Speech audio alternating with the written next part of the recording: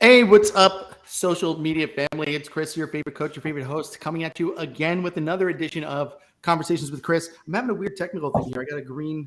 It's so weird with this, the way that it's working right now. I'll probably end up turning it off because it's awfully distracting. But I'm so excited to be here with Christine. She's after my own heart, somebody that's kind of came from the corporate world, got into coaching and helping other people develop and kind of follow their dreams and their passions. And, Dream Key Consulting, do what you love. It's what I'm all about too. So without further ado, welcome Coach Christine. Hey, welcome. Thank you for joining us. Thank you for having me. Super excited to do this on a Friday. That's a pleasure, right? Thank God it's Friday, How was Wisconsin?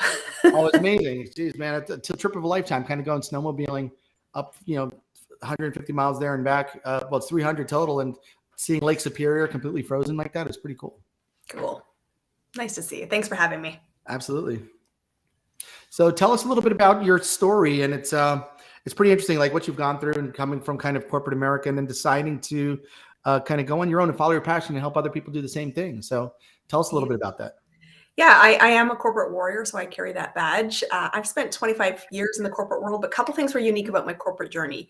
Number one, I was almost always the only woman at the table. So I worked in heavily male-dominated industries, 9 of them, in fact. And I worked across job functions. So I started my early career in marketing and branding. That led me to really liking working with clients. And I'm like, great, we have a beautiful idea. We have somebody who wants to buy into it. Why the hell can't we make it happen? And I ended up in operations. But it is the story of reinvention. And in my journey, I've also lived around the world, 5 countries and 30 cities. Wow. But I always knew that I would want to do something for myself. And I have done everything from startup to big business. But my passion is helping businesses be successful on their own terms, because the answer is not corporate America. The answer is not working 60 to 100 hours a week, building somebody else's dreams. I was there. I did that when I was 28, loved it. But when I hit my 30s, I'm like, yeah, I'm not sure I want this so much anymore. And so I knew I would do something. And 5 years ago, I hit a plot twist in my own career. 1,400 kilometers away from home, walked into the hotel lobby and went, holy shit. That's HR and my boss, I'm about to be fired. They got on a plane, went home. I did not. I just spent 17 hours in a hotel far from home going, what just happened to my life? It's time to start building for myself. And I launched my first business, but that catalyst of starting my first business led to my coaching. I didn't set out to be a coach per se, but I've always mentored other people to be successful. And a good friend of mine said, how are you building a side hustle, an hour a day on top of your corporate life? And in fact, seeing your business double every year, and I see you spending the weekends in the mountains. That's right. You're doing other things. What are you doing differently? Because I want some of that. And I offered, of course, kindly just to help. But she turned around and said, I've got 5 people that want you to run a workshop to teach them to do this. Would you? I was like, light bulb. Sure, love to. And it birthed my coaching business. So today I help businesses scale. I help them get out of the struggle and help them actually figure out, how to take idea into implementation, because your dreams matter and you can be successful, but you don't have to be a lone wolf, and there's no joy in the struggle.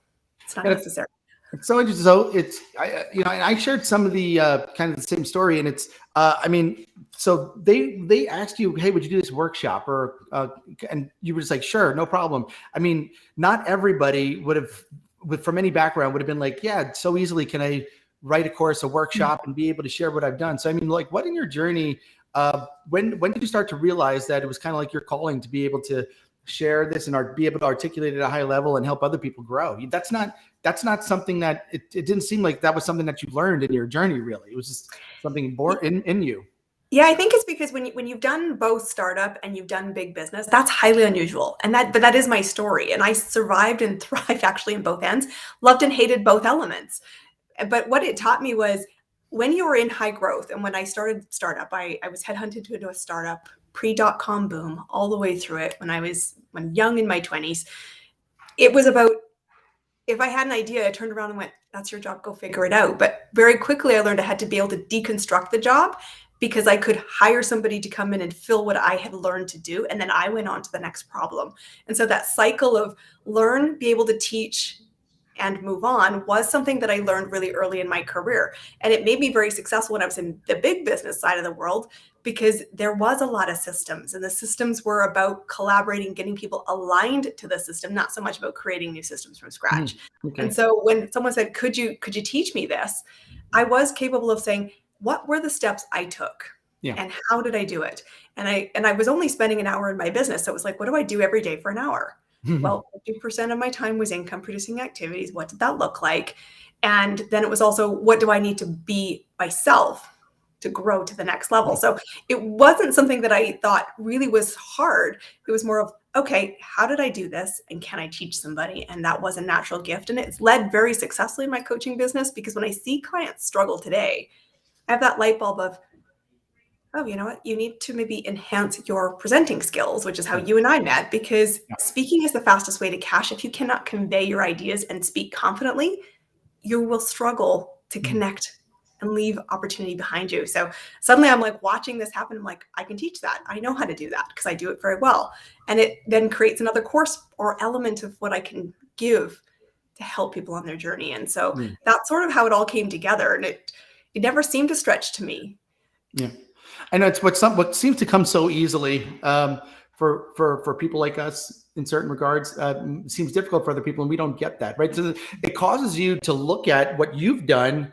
Wait a second, let me see. So I've done this. It did come easily, but I never had to kind of unpack it and dissect it and figure out what really was the engine behind that, making that tick. And then on the other side of that, man, with the weaknesses, I don't know if you're experienced with this, but I mean, speaking came very naturally to me, speaking and coaching and all that kind of stuff. But then all the detail stuff, man, getting systematic and putting things into writing really forced me to kind of see the power of systems and processes and documenting things, and then leveraging tools and technology, which helped compensate for my weaknesses. So that's a benefit people can learn from both the things that you're good at as well as maybe the challenge that you had. I mean, so on that subject, what were some of the challenges you had on your way up that you kind of like overcame? And now that you overcame those things, would be a huge value to somebody working with you. Yeah, I think it's one of the things we think about is we struggle with, what are you actually offering for services and what are your skill sets? Because you don't see them.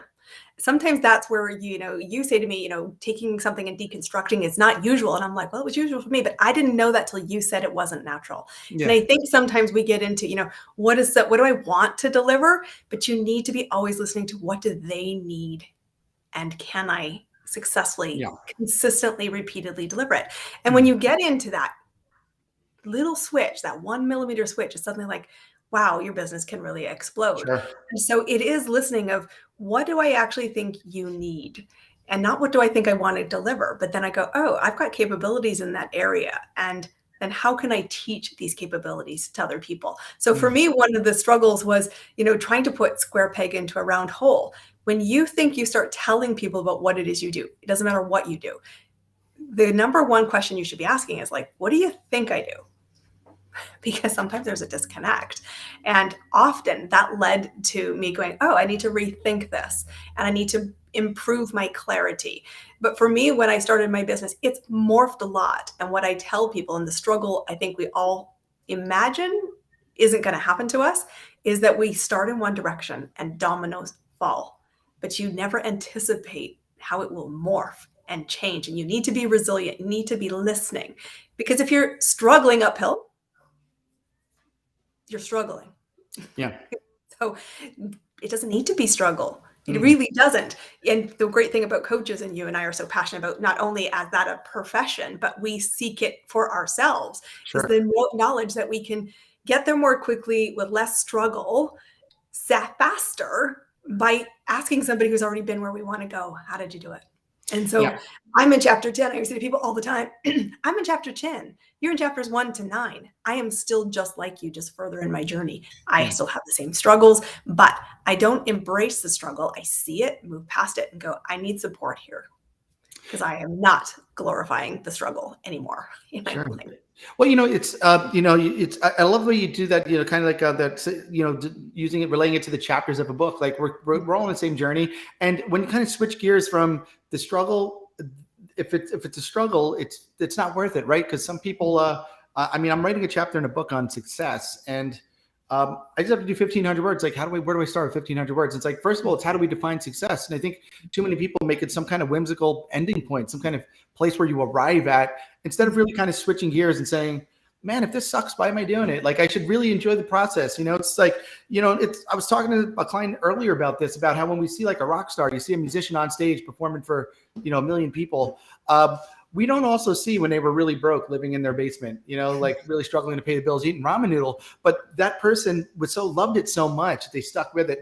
And that type of person, that type of artist or musician really enjoyed that journey. And that's the only way that they made it to where they did. So why don't we apply that? Why don't we apply that passion and that viewpoint to what we're doing for business, and we're growing our business? And that's, I think that's so important. Let's see, something's coming in the chat here. Who's this? Brett Boji, he loves don't glorify the struggle. Yeah. Yes. It really blew my mind yesterday. I was at a scaling workshop and someone said, are you prepared for it to be easy? And I was like, say what?